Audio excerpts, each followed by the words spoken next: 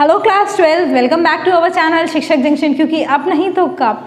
From our last 2 lectures हम लोग reproduction की बात कर रहे हैं और पिछले की 2 वीडियोस में हमने एक में ओवरव्यू स्टडी किया था और दूसरे में एसेक्सुअल रिप्रोडक्शन, वो भी स्पेशली प्लांट्स के केस में स्टडी कर चुके हैं हम, जिसको हम वेजिटेटिव प्रोपेगेशन स्पेशली टर्म करते हैं। उसके एडवांटेजेस, उससे फार्मर्स को वो इतना क्यों पसंद है, स्पेशली फार्मर्स को भी हमें नहीं बोलना चाहिए, यहाँ पर पे क्या बोलना चाहिए, गार्डनर्स या फिर हॉर्टिकल्चरलिस्ट को वो मेथड्स क्यों पसंद हैं, ये सब चीज़ें हमने उस वाली वीडियो में देखी थी। अगर आपकी वो स्किप हो गई हो तो पहले उसको जाकर देखो, तभी ये जो हम अब पढ़ने वाले हैं वो समझ में आएगा। क्योंकि जब आप सिंपल चीज़ों से कॉम्प्लेक्स चीज़ों की तरफ जाते हैं तभी आपको चीज़ें अच्छे से समझ में आती हैं, और यही तरीका होता है उसको पढ़ने का भी। तभी आपको पहले फर्स्ट क्लास में पढ़ाया जाता है, उसके बाद आप 12th क्लास में आते हो, ठीक है। तो उसी को देखते हुए हम अपना नया जो टॉपिक है, जो हमने लास्ट में छोड़ा था, वो हम कंटिन्यू करेंगे, जिसको हम बोलेंगे सेक्सुअल रिप्रोडक्शन। रिप्रोडक्शन की 2 मेथडोलॉजीज में हमने यही 2 मेथड्स डिस्कस किए थे, एक एसेक्सुअल और एक सेक्सुअल। एसेक्सुअल वाला जो है वो हम पहले डिस्कस कर चुके हैं। अब बात आती है एसेक्सुअल रिप्रोडक्शन की। फिर से उसके नाम पर जाएंगे और देखेंगे एसेक्सुअल में गैमेट्स या फिर वो स्पेशलाइज्ड सेल्स उन ऑर्गेनिजम्स के इन्वॉल्व्ड नहीं थे, या फिर 2 अलग अलग पेरेंट्स भी इन्वॉल्व नहीं थे, लेकिन इस टाइप ऑफ रिप्रोडक्शन में वो इन्वॉल्व्ड होंगे। That means specialised cells of male as well as the female parents involve होंगे। अब ये दोनों वर्ड्स, ये दोनों सिंबल्स आपको याद करने पड़ेंगे अगर आप एसजे के थ्रू मेरी बायोलॉजी वीडियोस को कंटिन्यू स्टडी करने वाले हैं, क्योंकि मैं कहीं पर भी मेल और फीमेल नहीं लिखूंगी, मैं ये दोनों साइंस ही बनाऊंगी ताकि आपको इसकी प्रैक्टिस हो। और जो हम अपनी अगली यूनिट इसको लेने वाले हैं एक्सप्लेनेशन में, जेनेटिक्स वाली, वहाँ पर आपको किसी भी तरह का कन्फ्यूजन नहीं हो कि मेल कौन सा है और फीमेल कौन सा है, तो मैं उसको यहीं से कंटिन्यू लेकर चल रही हूँ, ठीक है। तो देखो, मेल एंड फीमेल पेरेंट्स के जो स्पेशलाइज्ड सेल्स इन्वॉल्व हैं इस रिप्रोडक्शन मेथड में, उन्हें हम बोलते हैं गैमेट्स, ठीक।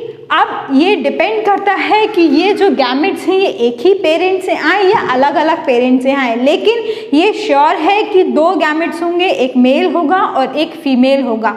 डिफरेंस कहाँ पर आएगा, पेरेंट एक इन्वॉल्व है या 2। अब वो क्यों आएगा, वो जब हम types of sexual reproduction study करेंगे या उन ऑर्गेनिजम्स की सेक्सुअलिटी को स्टडी करेंगे, तब आपको पता चलेगा कि मैंने ऐसा क्यों बोला है, ठीक है।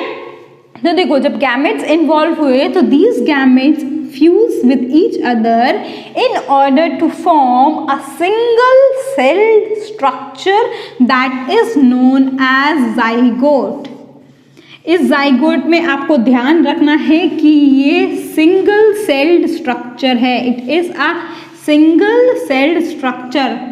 इसी से आपने जो पढ़ा होगा कि each and every organism start his or her life with a single cell, that is because of this zygote only, ठीक है।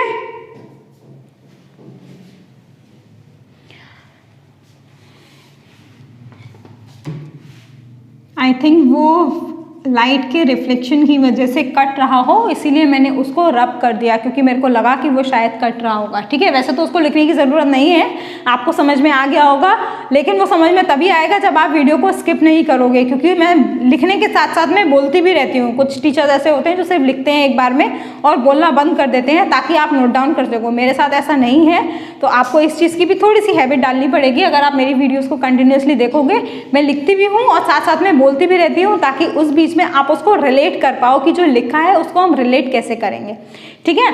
तो ये बनाएगा जाइगोट, जो कि है सिंगल सेल स्ट्रक्चर। अब ये जाइगोट आगे जाके और सेल्स बनाएगा, कैसे बनाएगा, वो जब इवेंट्स आएंगे सेक्सुअल रिप्रोडक्शन के तब देखेंगे। 2 इवेंट शो करता है जाइगोट, वो कैसे शो करता है, कैसे उससे आगे की प्रोसेसेस कैरी फॉरवर्ड होते हैं, वो हम तब डिस्कस करेंगे, ठीक है। ये तो हो गया इसकी बात।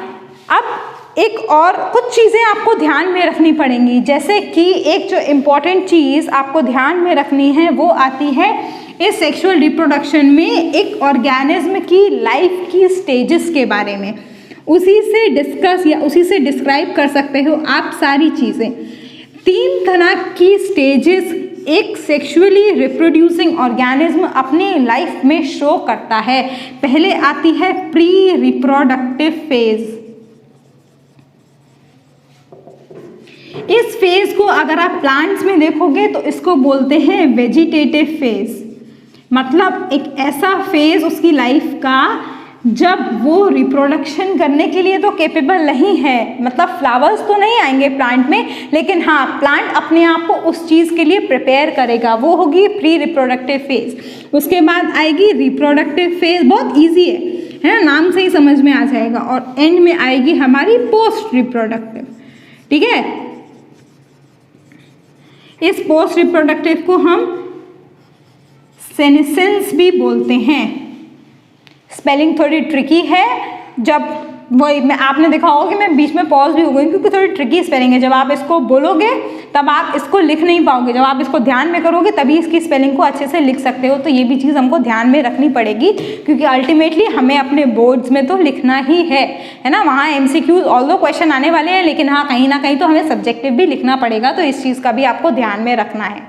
ठीक है, तो ये 3 फेजेस हैं एक किसी भी ऑर्गेनिज्म की लाइफ में, किसके बेसिस पर, किस पर्टिकुलर स्टेज पर वो रिप्रोड्यूस करना स्टार्ट करता है। इस रिप्रोडक्टिव फेज को अगर प्लांट्स की में बात करें तो इसको हम फ्लावरिंग स्टेज भी बोलते हैं, क्योंकि यही वो स्टेज है जहाँ पर प्लांट्स अपने मेल और फीमेल गैमेट्स को एक्सचेंज करते हैं और फिर उसके बाद हमको वो पर्टिकुलर सीड या फिर फ्रूट प्रोवाइड करते हैं। ये तो हो गई उसकी स्टेजेस की बात। उसके बाद आता है, अब बात करेंगे हम कुछ प्लांट्स के बारे में स्पेशली।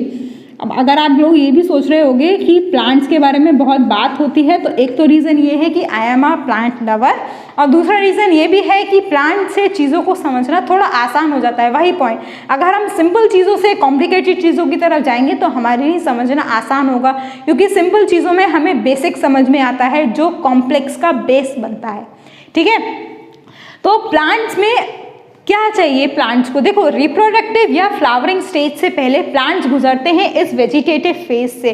वेजिटेटिव फेज का मतलब है वो अपने आप को तैयार कर रहे हैं, तो इसी ड्यूरेशन को हम अलग अलग तरीके से भी क्लासिफाई कर सकते हैं। सबसे पहले बात आती है एनुअल्स की, इसको भी 3 में क्लासिफाई करेंगे, एनुअल्स, बाइनियल्स और उसके बाद आएंगे पेरिनियल्स। तो ये जो एनुअल्स हैं ये अपनी लाइफ साइकिल को एक ही सीजन में कंप्लीट कर देते हैं या एक ही साल में कंप्लीट करते हैं, ग्रो होते हैं। वेजिटेटिव फेज भी उसी ईयर में, उसके बाद फ्लावरिंग स्टेज भी उसी ईयर में, और फिर उसके बाद इनकी डेथ हो जाती है। ऐसे प्लांट्स को हम बोलते हैं एनुअल प्लांट। फॉर एग्जाम्पल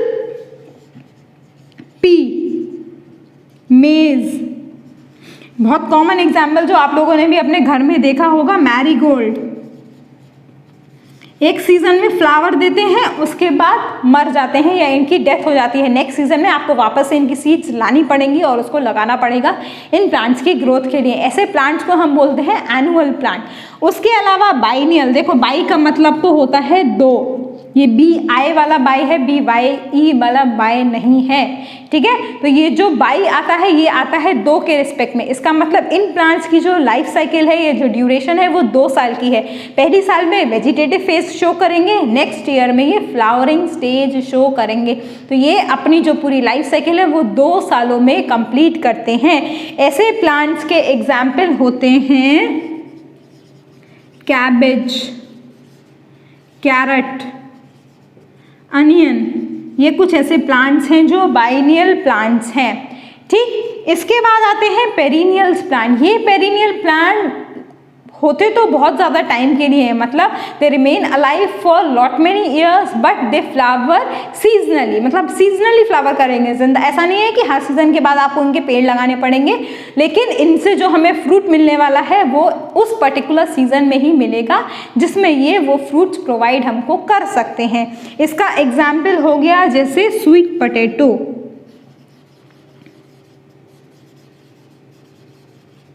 ठीक है, ये हुए हमारे पेरिनियल प्लांट। इसके अलावा स्ट्रॉबेरी,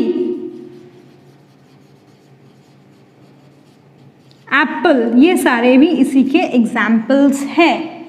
ठीक है, तो ये हो गई प्लांट्स की ड्यूरेशन की बात। अब इसके अलावा प्लांट्स में ही कुछ और इम्पोर्टेंट टर्मिनोलॉजीज हैं जो आपको ध्यान में रखनी पड़ेंगी आगे तक के लिए। वो टर्मिनोलॉजीज भी किस बेसिस पर है, इसी बेसिस के ऊपर है कि प्लांट्स अपनी एक पर्टिकुलर लाइफ साइकिल में कितनी बार फ्लावरिंग को दिखाता है या कितनी बार फ्लावर करता है। तो इस तरीके से हम प्लांट्स को दो जगह क्लासिफाई कर सकते हैं, या फिर ऐसे भी बोल सकते हैं कि वो उस पर्टिकुलर एज में प्लांट अपने पर्टिकुलर एज में कितनी बार रिप्रोडक्टिव लाइफ साइकिल को शो करता है। तो उस बेसिस पे अगर हम क्लासिफाई करेंगे तो प्लांट्स को हम क्लासिफाई कर सकते हैं नाम से, फिर से, पॉली और मोनो। पॉली मतलब बहुत बार शो करेगा, एक बार में बहुत बार अपनी रिप्रोडक्टिव फेजेस को शो करेगा, और मोनो का मतलब है सिर्फ एक ही बार। जिंदा तो वो काफ़ी टाइम के लिए रहेगा लेकिन फ्लावर जो है वो सिर्फ एक ही बार करेगा। तो इसके आगे लिख सकते हैं हम पॉलीकार्पिक या फिर मोनोकार्पिक प्लांट्स। ठीक है, अब पॉलीकार्पिक प्लांट्स का एग्जाम्पल जैसे हो गया मैंगो, कई बार अपनी एक लाइफ साइकिल में कई बार फ्लावर करता है, हर सीजन में वही पेड़ हमको आम देता है। एग्जाम्पल हो गया पॉलीकार्पिक। अब तो सीजन भी आने वाला है तो उससे अच्छे से रिलेट कर सकते हो। ऐसा नहीं है कि वो इस सीजन में आम देके अगली साल वो पेड़ खत्म हो जाएगा या फिर हमको फ्रूट्स नहीं देगा, ऐसा नहीं है। वही पेड़ अगली साल भी हमको फ्रूट्स देगा, तो इसको हमने बोला पॉलीकार्पिक। जबकि मोनोकार्पिक काफ़ी टाइम के लिए रहेंगे लेकिन फ्लावर सिर्फ एक ही बार करेंगे अपनी लाइफ टाइम में। इसका बहुत फेमस एग्जाम्पल है बैम्बू। और एक क्वेश्चन जो आपसे यूजुअली आस्क किया जाता है वो है, उसका नाम है स्ट्रोबिलैंथस कुंथियाना। ये है उस प्लांट का या उस ट्री का साइंटिफिक नेम जो सिर्फ एक ही बार ब्लूम करता है अपनी लाइफ टाइम के अंदर। तो ये हो गया प्लांट्स कितनी बार ब्लूम करेंगे या फ्लावर करेंगे अपनी पूरी लाइफ साइकिल के अंदर। उस बेसिस पर हमने इसको क्लासिफाई किया। अब देखो, प्लांट्स की बात करते करते जाएंगे हम एनिमल्स के ऊपर। जैसे प्लांट्स में हमने क्लासिफाई किया है उसी तरीके से हम एनिमल्स में भी क्लासिफाई कर सकते हैं। कैसे? एनिमल्स में होते हैं सीजनल ब्रीडर्स और कॉन्टिन्यूअस ब्रीडर्स। सीजनल ब्रीडर्स जैसे हो गई हमारी बर्ड, सिर्फ उस पर्टिकुलर सीजन में, या फिर इसको ये भी बोल सकते हैं सिर्फ फेवरेबल कंडीशंस में ही एग्स को ले करेंगी या फिर रिप्रोड्यूस करेंगी, वो हो गए हमारे सीजनल ब्रीडर्स। कॉन्टिन्यूअस ब्रीडर्स मतलब अपनी पूरी लाइफ साइकिल में या through out the year reproduction show कर सकते हैं, ये हो गए हमारे कॉन्टिन्यूअस ब्रीडर्स। तो जैसे हमने प्लांट्स को हालांकि प्लांट्स को हमने अलग अलग तरीकों से क्लासीफाई किया, लेकिन एनिमल्स को रिप्रोडक्शन के बेसिस पर हम ऐसे ही क्लासिफाई कर सकते हैं। ठीक है, अब प्लांट्स में जो रिप्रोडक्शन है वो ऑल्दो केमिकल्स के बेसिस पर ही शो होता है या उसको हम डिफाइन भी कर सकते हैं, बट उसके केस में थोड़ा डिफिकल्ट हो जाता है इसको केमिकल से रिलेट करना, जबकि एनिमल्स में ऐसा नहीं है। एनिमल्स के अंदर जो रिप्रोडक्शन वाला मैकेनिज्म है वो इंटर रिलेटेड है। किससे? हमारे न्यूरो एंडोक्राइन सिस्टम से। इसका मतलब एनिमल्स के अंदर बहुत सारे ऐसे हार्मोन्स हैं जो सीक्रीट होते हैं at that particular stage of time whenever this reproduction cycle is getting into. ठीक है, एनिमल्स में वो चीज़ दिखती है हमको, वो हार्मोन्स का इम्पैक्ट दिखता है। That means the reproduction system is in turn related to our neuro endocrine system. How? Because during that particular time some chemicals that are in turn known as these hormones get secreted। hormones या फिर इसको हम pheromones भी बोलते हैं। ठीक है, depend करता है कि वो एनिमल की कॉम्प्लेक्सिटी कैसी है, उसके बेसिस पर ही इसको क्लासिफाई करते हैं। और इसी रिप्रोडक्टिव साइकिल को मेंटेन करने के लिए या इसी रिप्रोडक्शन फेज को मेंटेन करने के लिए जो एनिमल्स होते हैं, स्पेशली जो प्राइमेट्स और नॉन प्राइमेट मैमल्स होते हैं, उसमें दो तरीके की साइकिल्स भी होती हैं, जैसे कि जो नॉन प्राइमेट मैमल्स हैं। अब ये प्राइमेट मैमल्स क्या होते हैं, ये आप अपने क्लास 11 में एनिमल्स वाला जो क्लासिफिकेशन है उसमें पढ़ के आए हो। नॉन प्राइमेट जो मैमल्स हो गए उसमें इस साइकिल को बोलते हैं हम एस्ट्रस साइकिल।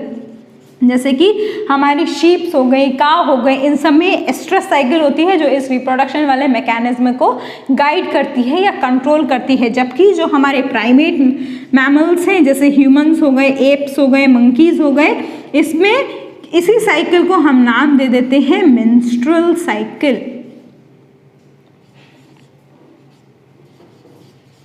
ठीक है, ये दोनों साइकिल इन्हीं हॉर्मोन्स की सिक्रीशन की वजह से इसको गाइड करती हैं। ये हो गया कुछ एनिमल्स का तरीका।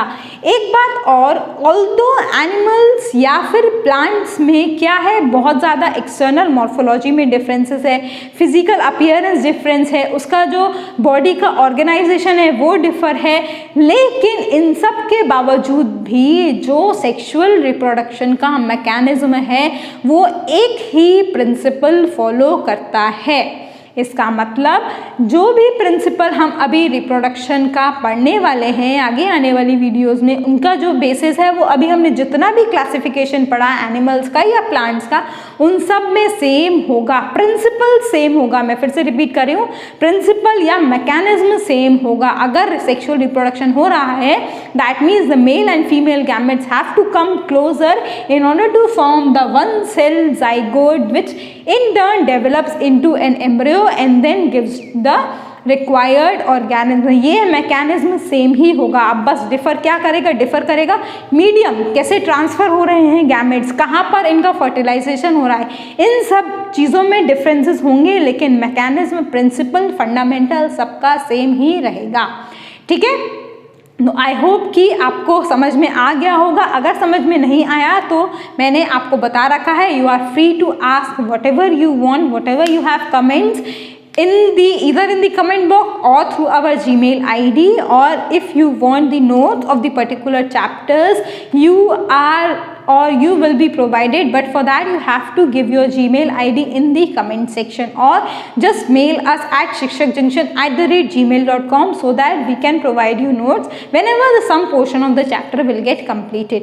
ठीक है, ये थर्ड लेक्चर है आपका बायोलॉजी क्लास का। अगर आपको कुछ भी समझ में नहीं आ रहा है तो यू आर वेरी, या फिर ऐसा भी बोल सकते हैं कि I am very happy to accept your suggestions, right? My ultimate aim is to guide you people, and if you are not getting through this way, just suggest me the way in which I can provide you with that thing, right? So with this we will conclude this video, but in the next video we will continue on the sexual reproduction part। sexuality पढ़ेंगे हम, organism ही कैसे classify करते हैं, plants में ज़्यादा होता है इसको या एनिमल्स में भी, फ्लावर्स में भी कैसे क्लासीफाई करेंगे। उसके बाद वो सारे इवेंट्स देखेंगे जो इस रिप्रोडक्शन को कैरी फॉरवर्ड करने के लिए हेल्प करते हैं। ठीक है, तो we will meet in our next video. Till then stay safe and obviously study hard, because you have the board and ultimately your competitive exams at the end of the session which you have to do it। ऐसा नहीं है कि आप नहीं करोगे तो बहुत कुछ होने वाला है, but yes you have to crack at anyhow, है ना। आपने जो एम बनाया है उसको आपको प्रूव करना ही है, and SJ is here to give you whatever we can। So we will meet in our next video। Till then, bye bye, thank you।